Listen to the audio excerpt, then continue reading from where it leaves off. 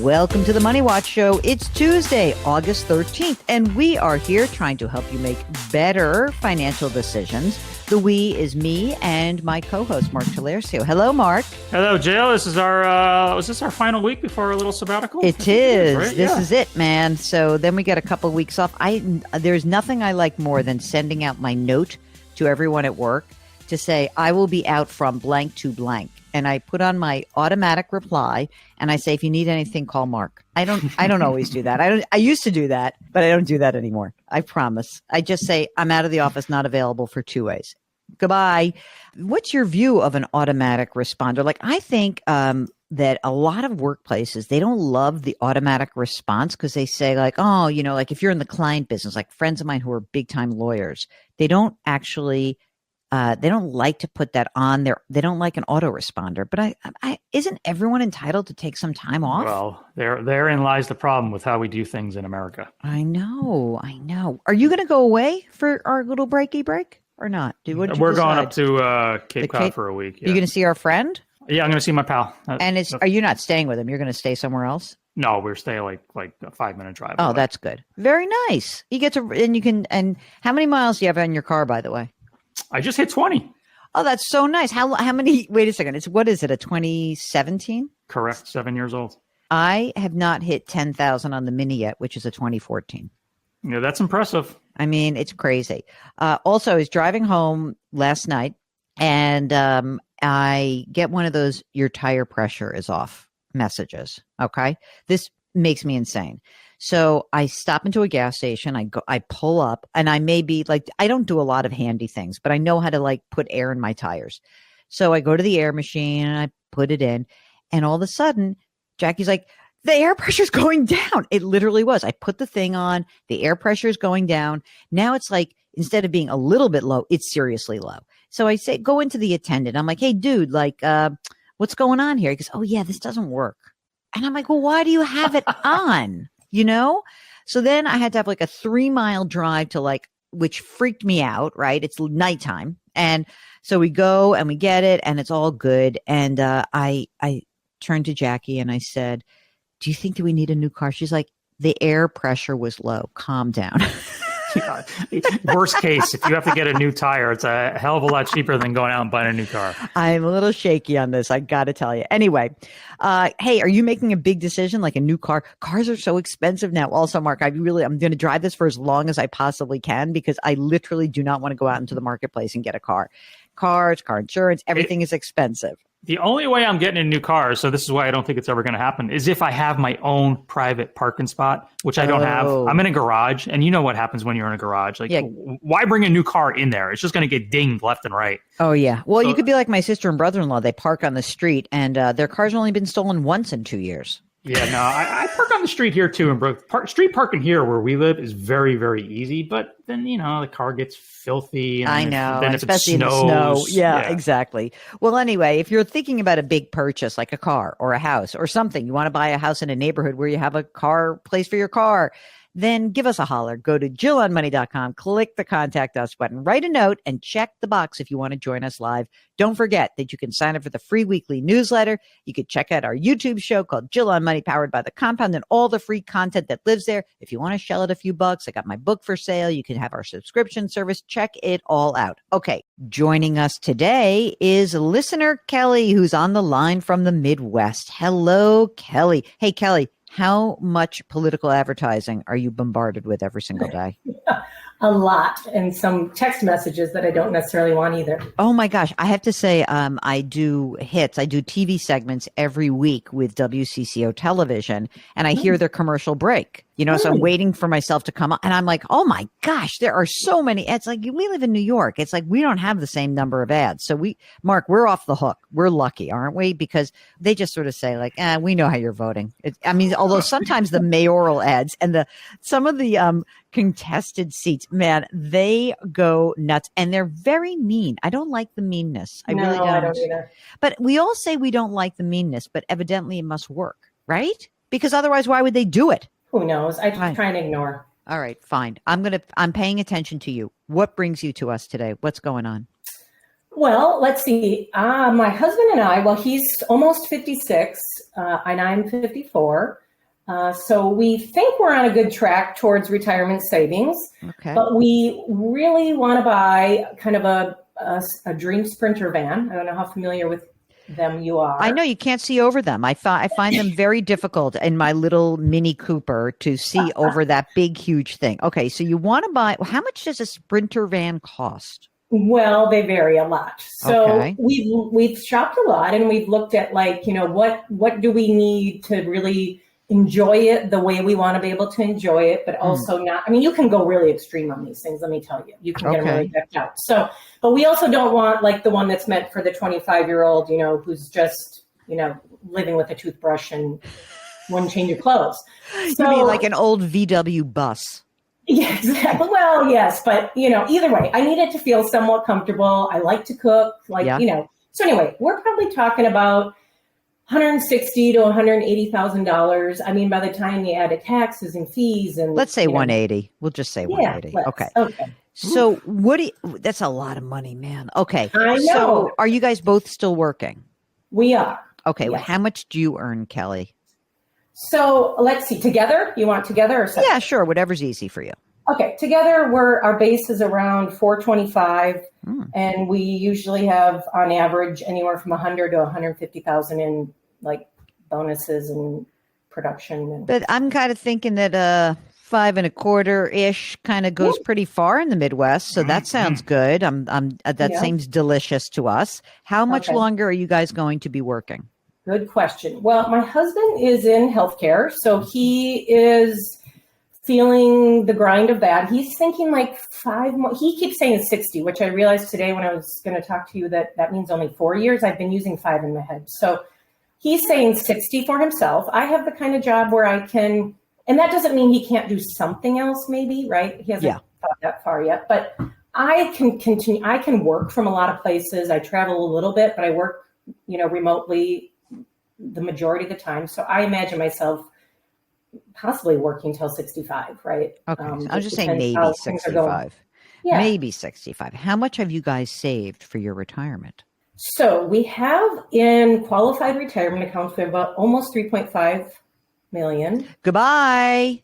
You're all good. I'm only kidding. Okay. 3.1 million. I think you're kidding. I listen to you enough. By the way, my husband has been listening a long time, and I've started listening on my walks now, and I always can't wait to get out and hear the next one. So I didn't say that before. I know. You're going to get us the hate mail. Okay, so you got 3.5 million in qualified retirement plans. That's amazing. And those are all pre-tax? Very little, like 30,000 of it is in a Roth. Or in Roth. Yeah. What about non-retirement investments? Okay, so we have about 500,000 when I checked it the other day in our brokerage account. Okay, great. And then we've got, with just a high yield savings and checking, there's anywhere between on a given day, $60,000 to $70,000 there. Okay. And you guys own your own home. So what is that worth? That is worth, we're in a weird spot. So we think probably 900. Is there a mortgage that remains? 41,000 that will be paid off in. I think we looked the other day. We have 16 payments left. We figured end of 2025. Exciting. What's the square footage? I'm just curious. Oh yeah. Okay. Here goes Mark. He's going to all of a sudden get a little bit of pang. He wants to move to the Midwest. I'm just curious. What's the square footage of the house? 3,200 maybe. Wow, that's pretty nice. That's pretty nice. Do you own any other properties, rental property, vacation home, anything like that? No. Okay. This would be our vacation. This would be it. I get it. Okay. And what about any pension benefit that you're due, either of you? Yeah, I have I've heard you've used the word frozen, so I'm going to use that word, or someone used that pension that's about that. Well, that is $23.77 a month. Oh, when I'm 65. Okay. And he does not have anything, right? No, he does not. No. What? Forgetting about the van for a second. What is the amount of money you think you need to be spending for retirement? How do you feel like right now, without like making a big, huge proclamation about anything?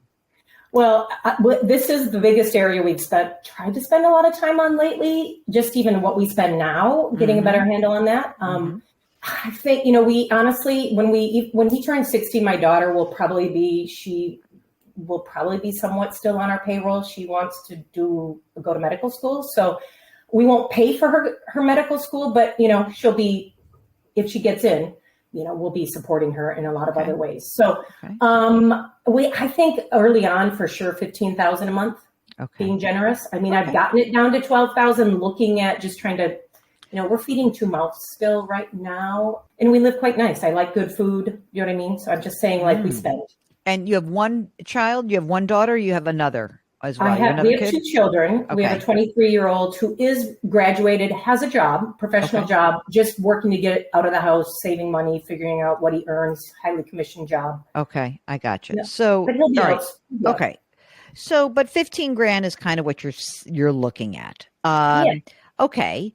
And anything else that we should know about your total financial picture at this point? Do you have any plans to leave the Midwest? Are you one of those folks who's like, it's too cold, I can't be here in the winter? It'll be summer soon with climate change. Just think. I know. I mean, we've talked about that. Obviously, we've looked and thought about second homes somewhere else in warm climate. Part of what we love to do is visit other places. And so that's part of why we've never invested in even a lake cabin, which is, in the area we're in big, or, bought a house in Arizona. So that's part of what the van would provide for us. If we did that, I think it would be after we sold this house. Right now, we see ourselves here for a long time, but we would probably sell this, get a condo, maybe in the community closer to where our kids end up, and then maybe buy a second thing. But again, it wouldn't be until we sold this thing. Okay. That's fair. So, anything else that we should know about? Just general, do you have parents who are still alive that you need to be thinking about? Anything else like that? The only other financial thing I didn't say is we do have an HSA that's almost 90 grand. I have wondered, if we just keep pushing money in there like we've been doing. Yes, definitely. Because I just got that Fidelity report that said you're going to need $165,000 for medical in retirement. Gosh. Isn't that like a real number? That caught my attention, right? Yes. Jeez. Yes. Okay. Well, we'll keep that going for sure. Okay. I have parents. My husband's parents are gone. I have parents, but I know they have ways to I may personally be helping take care of them, right, if they get ill, but I think financially they'll be able to take care of themselves, whatever needs they might have. Okay. So, here's what we know. We have a need for $15,000. You're going to get $23.77 a month from the pension, the old pension. You'll have Social Security, both of you. Do you happen to know? Just for the heck of it, how about you give me? Do you have this? If you have it, full retirement age and 70. What do you have there? Well, I have the 70 right now. All right, let's do the 70. That's what I wrote down. Great.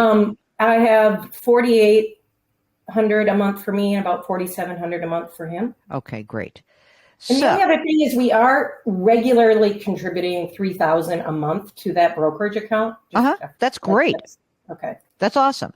But it's interesting because, at your age, so you will there's no reason you should wait any longer than the age of 65 to claim that 2377, right? In other words, it doesn't get better because it's frozen, right? I don't think so. Yeah, no, I wouldn't think so. Okay, I wouldn't think so either. Okay, so let's add up the age 70 income. Mark, lucky for you, I'm doing all the math. It's just under, let's call it $12,000 a month in today's dollars. And that is pretty close to 15. I know you need 15 net, but if we think about being really wimpy with our retirement plan investments, your brokerage plan investments, it looks like you can really do this no sweat. So you're on track with retirement for sure. Mark, do you feel like they can buy their Sprinter van for $180,000? Just take some money out of the brokerage account? Well, there's no question they can do it. It's just a matter of how they want to find it, how they want to pay for it. Do they want to just take it out of the brokerage account, or they just want to, pay for it out of cash flow? They're both still working. They're making good money. I don't know. When are we going to buy this Sprinter van? Soon. Okay. So, I want to buy it soon. And so that's the challenge with the way my husband, I had to stop him from paying down the mortgage, by the way, when we have a 2.7%. Great. 2.8. Yeah. So we just paid a chunk of cash towards the car because we have no car loans. So I think it will be challenging to have, right? The rates are not that great. Yeah. So why don't we just take some money? I'm not saying you should soak up the savings account, but the brokerage account, we can just grab some money from there.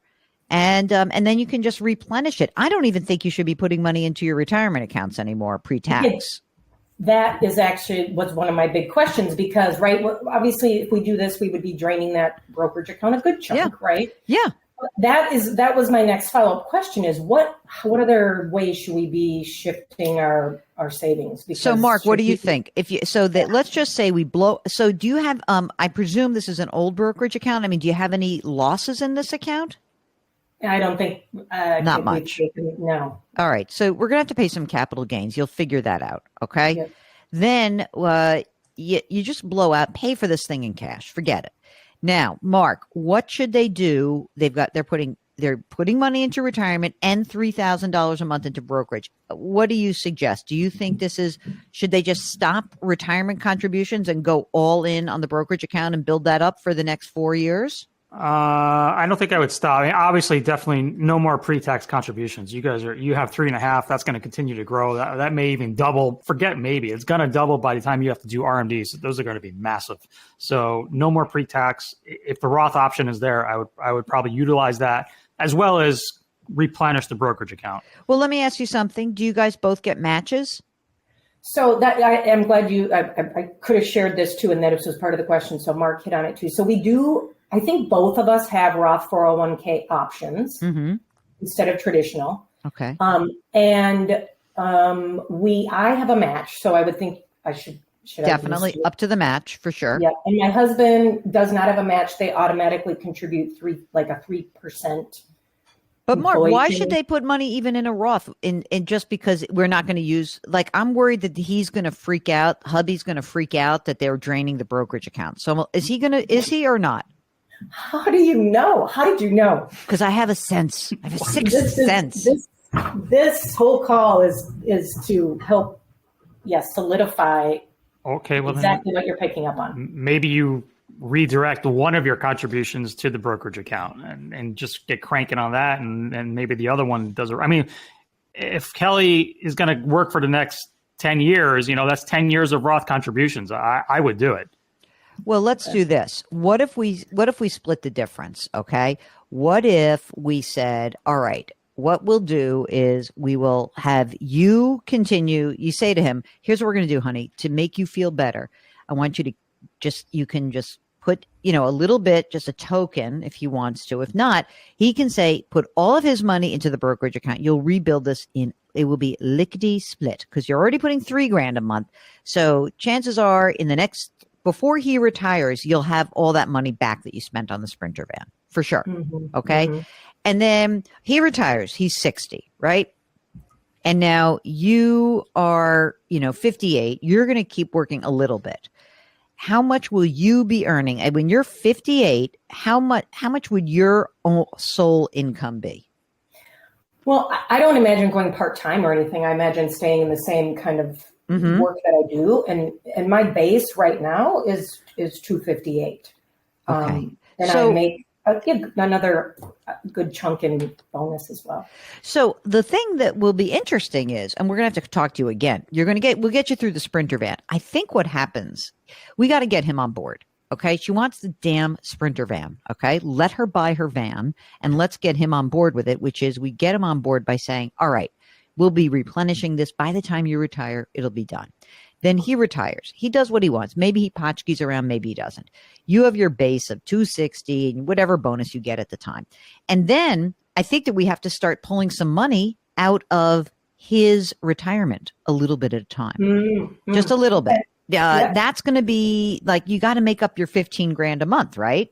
Yeah. So we're going to make sure you pull some of that money out. Now we'll see what the tax burden is at the time. Maybe it's going to be worse. Maybe it'll be better. I don't know. All I know is Mark's right. You are going to have for real big time required minimum distributions in the 10 subsequent years. So we need to start getting some of that money out. And then I think that when you're 70, you're fine.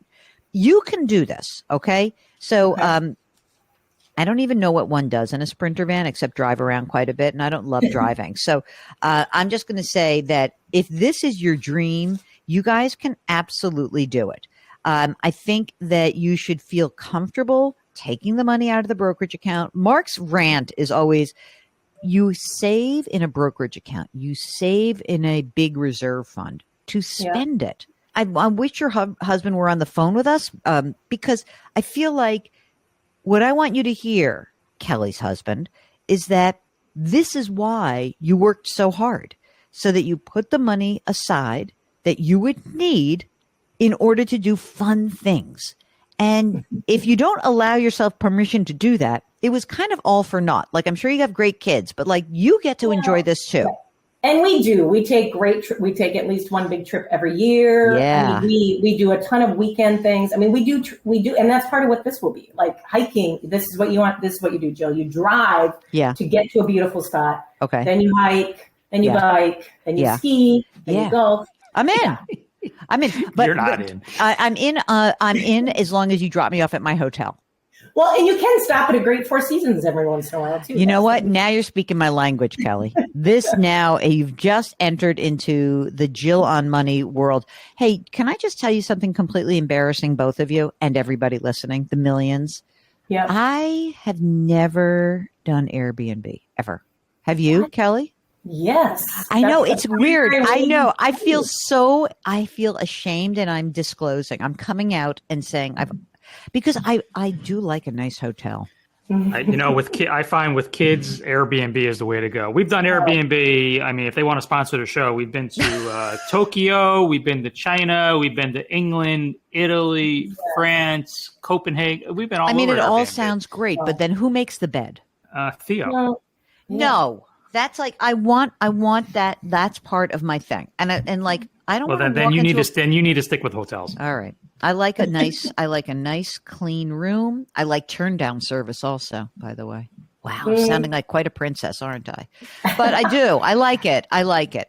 What else can we do for you, Kelly? Do you feel okay about our Sprinter van? You can call it the Mark. You can name it the Mark. I like it. I will. Mm-hmm. No, I feel good. I think what you've really answered that some of the biggest things is like, should we be stopping those pre-tax dollars? Yes. Okay. Yes. Thank you. I was worried about that too. No worries. You guys are in such good shape. Please don't worry about anything. You really are. You are in phenomenal shape. And you've done a great job, and we congratulate you, and we actually celebrate you. So let's celebrate. Go out and buy your Sprinter. Send us a picture, and I'll look forward to seeing that. Mark, awesome.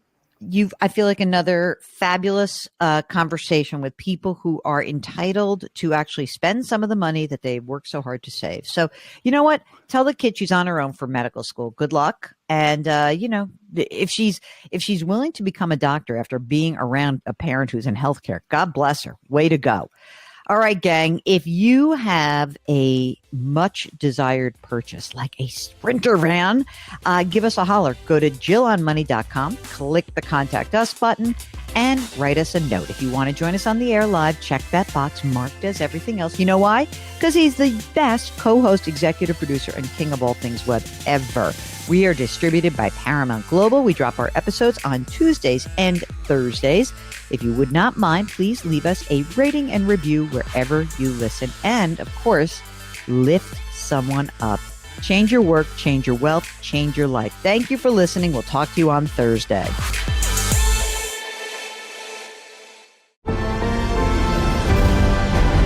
Paramount Podcasts.